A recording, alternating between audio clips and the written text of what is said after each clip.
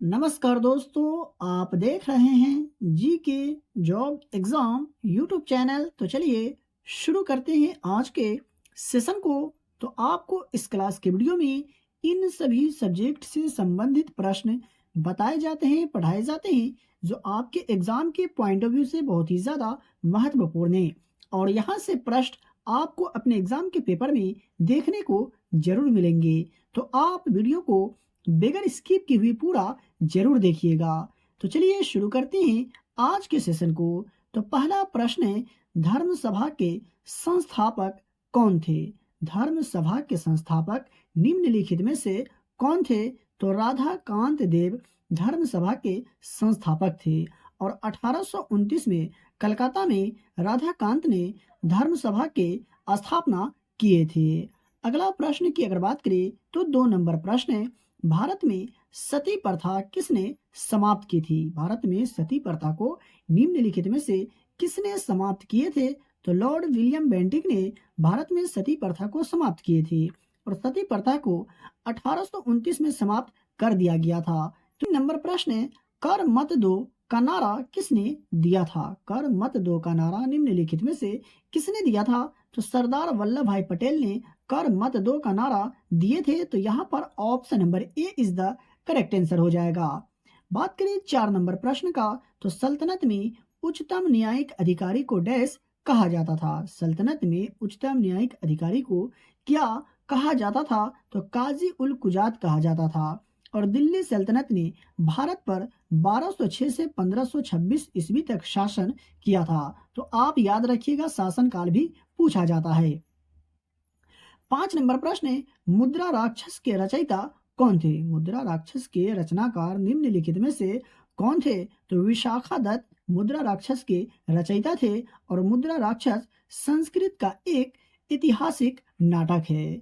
अगला प्रश्न की अगर बात करें तो आज का 6 नंबर प्रश्न है, लोकसभा में पद संभालने की न्यूनतम आयु क्या है? लोकसभा में पद संभालने की न्यूनतम आयु क्या है? अगर आपको किसी भी प्रश्न का आंसर पहले से याद हो तो कमेंट बॉक्स में अपना जवाब कमेंट करके जरूर बताइएगा। तो 25 साल होनी चाहिए लोकसभा में पद संभालने की न्यूनतम आयु। तो ऑप्शन नंबर बी यहाँ पर सही जवाब होगा। और अनुच्छेद 84 के बी में लोकसभा चुनाव के लिए उम्मीदवार बनने के लिए न्यूनतम आयु प्रदान करता है। अगला प्रश्न की अगर बात करें तो लेकिन उससे पहले अगर आपको आज का क्लास का वीडियो पसंद आ रहा है तो वीडियो को लाइक करें और चैनल पर पहली बार विजिट कर रहे हैं तो चैनल को सब्सक्राइब करके बेल आइकन को प्रेस करें और इस वीडियो को अपने दोस्तों और रिलेटिव में भी शेयर जरूर करें। यहाँ आपको मोस्ट वीवीआई प्रश्न बताए जाते हैं, पढ़ाए जाते हैं, जो आपके एग्जाम के पॉइंट ऑफ व्यू से बहुत ही ज्यादा महत्वपूर्ण है।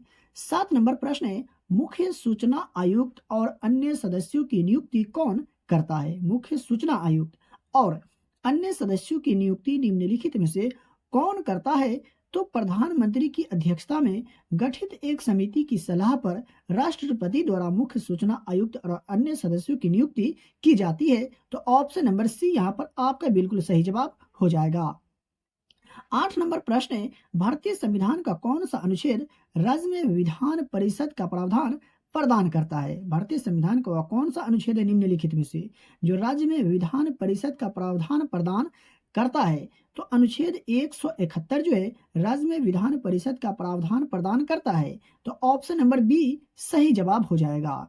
देख लेते हैं 9 नंबर प्रश्न को। तो राष्ट्रीय न्याय अकादमी का मुख्यालय कहाँ स्थित है? राष्ट्रीय न्याय अकादमी का मुख्यालय जो है ये कहाँ स्थित है? तो भोपाल में है और इसका पंजीकरण कार्यालय की अगर बात करें तो दिल्ली में है। ये भी आप याद रखिएगा। देख लेते हैं 10 नंबर प्रश्न को। तो प्रथम वैज्ञानिक राष्ट्रपति कौन थे? जी हाँ, प्रथम वैज्ञानिक राष्ट्रपति निम्नलिखित में से कौन थे? तो डॉक्टर एपीजे अब्दुल कलाम प्रथम वैज्ञानिक राष्ट्रपति थे। तो ऑप्शन नंबर सी यहाँ पर सही जवाब होगा। और स्वतंत्र भारत के प्रथम राष्ट्रपति कौन थे? तो डॉक्टर राजेंद्र प्रसाद। वही बात करें स्वतंत्र भारत के प्रथम उपराष्ट्रपति कौन थे? तो डॉक्टर सर्वपल्ली राधाकृष्णन जी। ये भी आप याद रखिएगा। देख लेते हैं 11 नंबर प्रश्न को। तो सोनोरन रेगिस्तान किस देश में स्थित है? सोनोरन रेगिस्तान जो है निम्न में से कौन सा देश में स्थित है? तो ये अमेरिका देश में स्थित है। देख लेते हैं अगला प्रश्न को। बात करिए 12 नंबर प्रश्न का, तो भारत डैश के उत्तर में स्थित है। भारत जो है कौन से रेखा के उत्तर में स्थित है? तो भूमध्य रेखा के उत्तर में स्थित है भारत। और भारतीय राज्यों से होकर कर्क रेखा गुजरती है। कर्क रेखा जो है भारत के 8 राज्यों से होकर के गुजरती है। देख लेते हैं 13 नंबर प्रश्न को, तो भारतीय सर्वेक्षण विभाग का मुख्यालय जो है ये कहाँ स्थित है? भारतीय सर्वेक्षण विभाग का मुख्यालय कहाँ स्थित है? तो देहरादून में स्थित है भारतीय सर्वेक्षण विभाग का मुख्यालय। तो option number D is the correct answer हो जाएगा। देख लेते हैं आज का 14 नंबर प्रश्न को, तो किस जनजाति का त्योहार सरहुल है? निम्न में से वो कौन सा जनजाति है जिसका त्योहार जो है सरहुल है? ये आपसे पूछा जा रहा है। तो उरांव जनजाति का त्योहार है सरहुल। ठीक है, चलिए देख लेते हैं दूसरे प्रश्न को। तो 15 नंबर प्रश्न है, विश्व प्रवासी पक्षी दिवस किस दिन मनाया जाता है? विश्व प्रवासी पक्षी दिवस किस तिथि को मनाया जाता है? कब मनाया जाता है? तो 9 अक्टूबर को मनाया जाता है विश्व प्रवासी पक्षी दिवस। तो इसका सही जवाब होगा ऑप्शन नंबर सी। वहीं बात करें 16 नंबर प्रश्न का, तो सीमांत उपयोगिता उस स्तर पर शून्य हो जाती है जब कुल उपयोगिता डैश जाती है। सीमांत उपयोगिता किस स्तर पर शून्य हो जाती है? जब कुल उपयोगिता डैश हो जाती है। तो इसका सही जवाब होगा स्थिर हो जाती है। सीमांत उपयोगिता उस स्तर पर शून्य हो जाती है जब कुल उपयोगिता जो है स्थिर हो जाती है। तो इसका सही जवाब हो जाएगा ऑप्शन नंबर डी। अगर आपको किसी भी प्रश्न में डाउट हो, किसी भी प्रश्न के उत्तर में अगर आपको डाउट हो, तो आप हमसे कमेंट बॉक्स में कमेंट करके पूछ सकते हैं। मैं सभी लोगों के कमेंट को रीड करता हूं। अगर कोई सवाल होता है तो जवाब भी देता हूं। 17 नंबर प्रश्न है, संयुक्त राष्ट्रीय विकास कार्यक्रम यानी यूएनडीपी का मुख्यालय जो है ये कहाँ है? संयुक्त राष्ट्रीय विकास कार्यक्रम यूएनडीपी का मुख्यालय जो है कहाँ स्थित है? तो न्यूयॉर्क में है। तो इसका सही जवाब होगा ऑप्शन नंबर ए। और बात करें इसकी स्थापना का, तो 22 नवंबर 1965 की इसकी स्थापना की गई थी। 18 नंबर प्रश्न है, जीआई टैग पाने वाला पहला भारतीय उत्पाद कौन सा है? जीआई टैग प्राप्त करने वाला पहला भारतीय उत्पाद निम्नलिखित में से कौन सा है? तो दार्जिलिंग चाय जो है जीआई टैग पाने वाला पहला भारतीय उत्पाद है। और कब? तो 2004 में इसे जीआई टैग मिला था। तो ये भी आप याद रखिएगा। देख लेते हैं 19 नंबर प्रश्न को, तो किसे भारत की आयरन लेडी यानी लौह महिला के नाम से जाना जाता है? निम्नलिखित में से किन्हें भारत की आयरन लेडी यानी लौह महिला के नाम से जाना जाता है? तो इंदिरा गांधी को आयरन लेडी यानी लौह महिला के नाम से जाना जाता है। तो इसका सही जवाब होगा ऑप्शन नंबर डी। 20 नंबर प्रश्न है, निम्नलिखित में से कौन आंध्र प्रदेश का लोक नृत्य है? निम्न में से कौन सा लोक नृत्य है जो आंध्र प्रदेश का लोक नृत्य है? तो कोल्टम। तो कोलट्टम जो है ये आंध्र प्रदेश का लोक नृत्य है। वहीं बात करें भरतनाट्यम का, तो ये तमिलनाडु का लोक नृत्य है। गरबा की अगर बात करें तो ये गुजरात का है। तो इसे आप याद रखिएगा। यहाँ से प्रश्न आपको अपने एग्जाम के पेपर में देखने को जरूर मिलेंगे। 21 नंबर प्रश्न है, शरीर रचना विज्ञान शाखा का अध्ययन इनमें से किससे संबंधित है? शरीर रचना विज्ञान शाखा का अध्ययन जो है निम्न में से किन से संबंधित है? तो जीवों के भागों की शारीरिक संरचना से संबंधित है शरीर रचना विज्ञान का शाखा का अध्ययन। तो इसका सही जवाब यहाँ पर हो जाएगा ऑप्शन नंबर बी। बात करिए 22 नंबर प्रश्न का, तो राष्ट्रीय कैंसर संस्थान जो है ये कहाँ स्थित है? राष्ट्रीय कैंसर संस्थान निम्न में से कहाँ स्थित है? तो बाढ़सा में स्थित है। और बाढ़सा है कहाँ? तो ये हरियाणा में है। ठीक है, चलिए देखते हैं दूसरे प्रश्न को। तो आज का 23 नंबर प्रश्न है, निम्नलिखित में से कौन आंवले में कसैलापन का कारक है? यानी कहने का मतलब ये हुआ कि आंवला जो है ये किसकी उपस्थिति के कारण कसैला होता है? तो टैनिन की उपस्थिति के कारण आंवला जो है कसैलापन होता है। तो ऑप्शन नंबर बी सही जवाब हो जाएगा। 24 नंबर प्रश्न है, हाइड्रोक्लोरिक अम्ल किस अंग में स्रावित होते हैं? हाइड्रोक्लोरिक अम्ल जो है निम्न में से कौन सा अंग में स्रावित होते हैं? तो अमाशय में स्रावित होते हैं। तो ऑप्शन नंबर सी इसका राइट आंसर हो जाएगा। वहीं 25 नंबर प्रश्न का, तो किसके निर्माण में क्लोरीन गैस का उपयोग किया जाता है? निम्नलिखित में से किसके निर्माण में क्लोरीन गैस का उपयोग किया जाता है? तो ब्लीचिंग पाउडर के निर्माण में क्लोरीन गैस का उपयोग किया जाता है।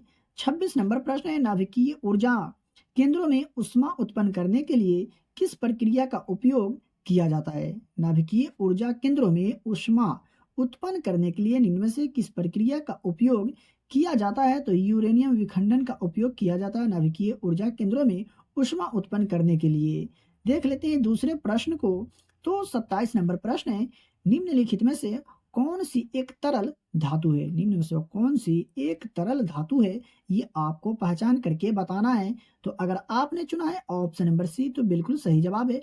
पारा जो है एक तरल धातु है। और बात करें पारा का, तो इसका प्रतीक जो है Hg होता है और परमाणु संख्या की अगर बात करें तो 80 इसका परमाणु संख्या होते हैं। देख लेते हैं अगला प्रश्न को। तो 28 नंबर प्रश्न है, ठोस चालक में विद्युत धारा वाहक डैश होते हैं। ठोस चालक में विद्युत धारा वाहक कौन होते हैं निम्नलिखित में से? तो मुक्त इलेक्ट्रॉन होते हैं। ठोस चालक में विद्युत धारा वाहक मुक्त इलेक्ट्रॉन होते हैं। तो इसका सही जवाब हो जाएगा ऑप्शन नंबर सी। 29 नंबर प्रश्न है, चंद्रयान 3 को कब लॉन्च किया गया? हाल ही में चंद्रयान 3 को लॉन्च किया गया। ये कब लॉन्च किया गया ये आपको जरूर याद होनी चाहिए। नहीं याद है तो याद रखिएगा। तो 14 जुलाई 2023 को चंद्रयान 3 को लॉन्च किया गया था। तो ऑप्शन नंबर ए इसका सही जवाब हो जाएगा। देख लेते हैं आज का 30 नंबर प्रश्न को। तो हाल ही में विश्व कैंसर दिवस कब मनाया गया है? हाल ही में विश्व कैंसर दिवस किस तिथि को मनाया गया है? तो 4 फरवरी को हाल ही में विश्व कैंसर दिवस मनाया गया है। वहीं बात करें 8 मार्च का, तो अंतर्राष्ट्रीय महिला दिवस 8 मार्च को मनाया जाता है।